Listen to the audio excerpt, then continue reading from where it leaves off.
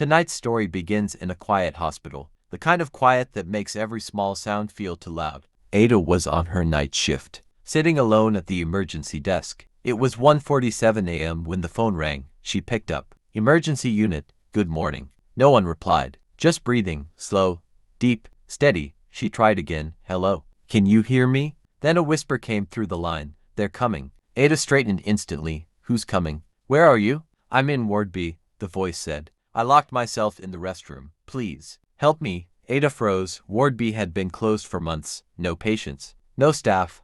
"Tell me your name," she said. "Obinna." Before Ada could ask more, something slammed against the door on his end. Then another, then a dragging sound, like chains scraping the floor. "Obinna. Obinna, stay on the call. I'm coming." "No, don't come here," he whispered urgently. "If they see you," the line cut off. Ada grabbed her flashlight and rushed toward Ward B.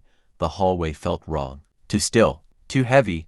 When she pushed the ward door open, a dark smear trailed across the floor. It led straight to the restroom. She knocked, no answer, but she heard something. A wet, wheezing sound from inside. She took a deep breath and opened the door. The restroom was empty, no Obinna. Just a cracked phone on the floor, still showing their call. And written across the mirror were the words, "You took too long. Now you're next." A cold gust of air brushed the back of her neck. She turned sharply. Nothing. Then she heard footsteps, slow, dragging footsteps coming down the hallway. Ada backed away, but suddenly the lights flickered back on, and the footsteps stopped. She ran back to the desk, shaking.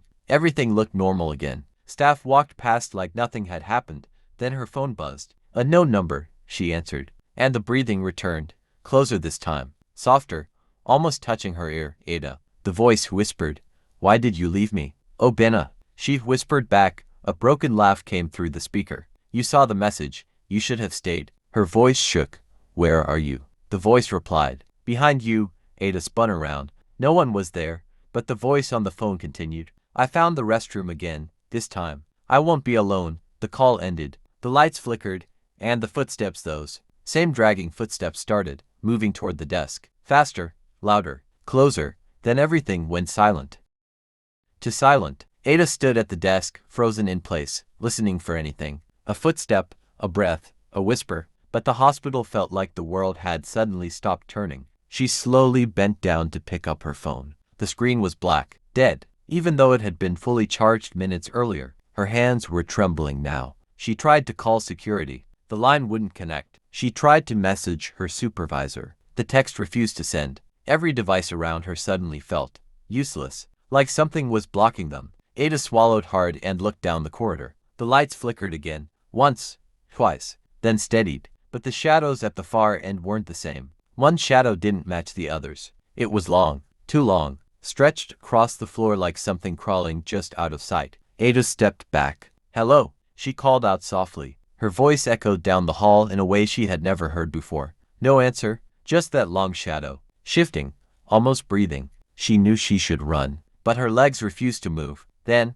from the end of the corridor, a voice called her name. Soft, broken, almost pleading. "Ada." It was Obinna's voice, but it didn't sound like someone calling out. It sounded like someone speaking right next to her ear. Ada forced herself to turn slowly, but no one was behind her. Her heart hammered against her ribs. "Ada, come back to Ward B." The voice sounded closer, clearer. Wrong. She took one step backward, and the hallway lights all turned off at once. Pitch black. She couldn't breathe. She couldn't even think. Then she heard it. A wet, dragging sound moving along the floor. Coming toward her. Faster now. Not like footsteps. Like something pulling its body across the tiles. "Ada, you left me. Don't leave again." She stumbled backward until her hand hit the wall. Her fingers searched desperately for the hallway switch. The dragging grew louder, closer, right in front of her. She finally found the switch and slammed it. The light snapped on. The hallway was empty, but the shadow she had seen earlier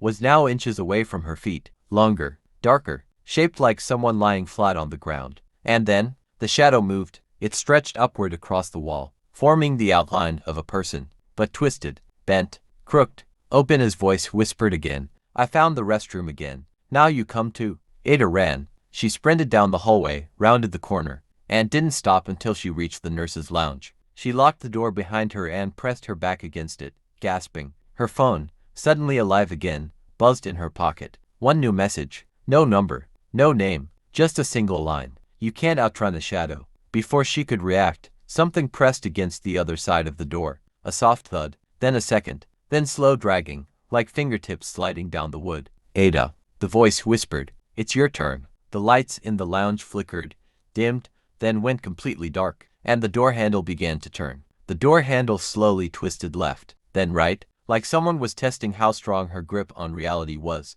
Ada backed away until her legs hit a chair. Her breath was shaking now, barely coming out in pieces. The handle stopped moving. Silence. A long, heavy silence that stretched so deep, she could hear her own heartbeat in her ears. Then, a knock. Soft, gentle, almost polite. 3 taps, like someone letting her know this wasn't a break-in. It was an invitation. Ada. The voice wasn't distorted anymore. It sounded calm, familiar, almost human. Opened the door. She shook her head, even though no one could see her. No, I'm not opening anything. A slow sigh came through the wood. Then I'll show you. The lights in the room flickered, buzzed, then blinked back on. And Ada froze, because standing in the corner, in a place she knew had been empty a second ago, was a man, tall, still, face lowered, wearing the exact same uniform as the hospital's orderlies. But something was wrong. His shadow didn't fall on the floor. It crawled up the walls behind him like a living thing.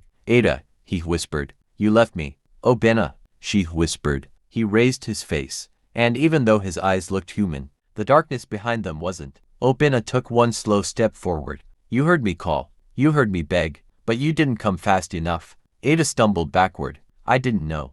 I didn't even understand what was happening. You were supposed to save me, he said softly. But now, you'll stay with me. His shadow stretched across the floor toward her feet, like long, skeletal fingers. She kicked the chair in front of her and bolted toward the window. It was locked, but the shadow moved faster. It crawled up her legs, cold and heavy like smoke turning into chains. She screamed, and the sound cut out instantly. Silence swallowed the room. Moments later, the door to the lounge slowly opened. On its own, the hallway outside looked normal again. Bright, quiet, almost peaceful. A nurse passing by peeked inside. The room was empty. No Ada, no chair knocked over, no struggle. Just her ID card lying neatly on the table, beside a cracked hospital phone. And on the wall, written faintly like something traced with a fingertip. One more shadow for Ward B. From that night onward, staff reported seeing something in the darkest corners of the hospital. A second shadow where there shouldn't be one. A whisper calling their names when they were alone.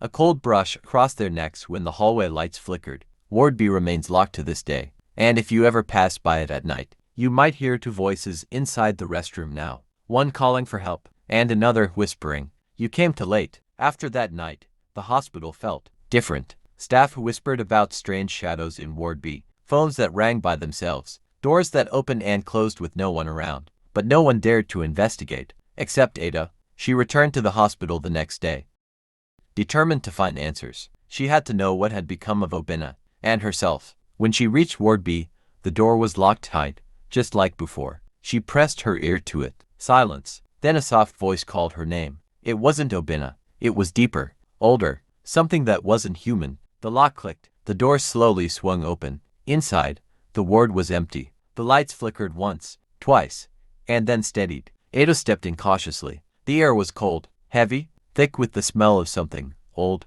In the center of the room lay Obina's uniform, folded neatly. No body, no person, and on the wall, written in shadow, were words she couldn't explain. Every shadow finds its place. Ward B is complete. Ada felt a chill run through her bones. Then the shadows moved. Not one, not 2, but dozens of them, creeping along the walls, the floor, the ceiling. They weren't just shadows. They were pieces of the lost. Pieces of everyone who had ever vanished in that hospital. And Obina's voice whispered again, soft and final. You're safe, for now. But Ward B never forgets. Ada ran. She ran past the corridors, past the empty rooms, past the flickering lights. When she reached the main entrance, it was empty, bright, normal, alive. She left the hospital and never returned. But sometimes, at night, she swore she could hear it. The dragging footsteps, the whispers, calling her name. And she knew, deep down, that some shadows never leave. They just wait. And Ward B waits too.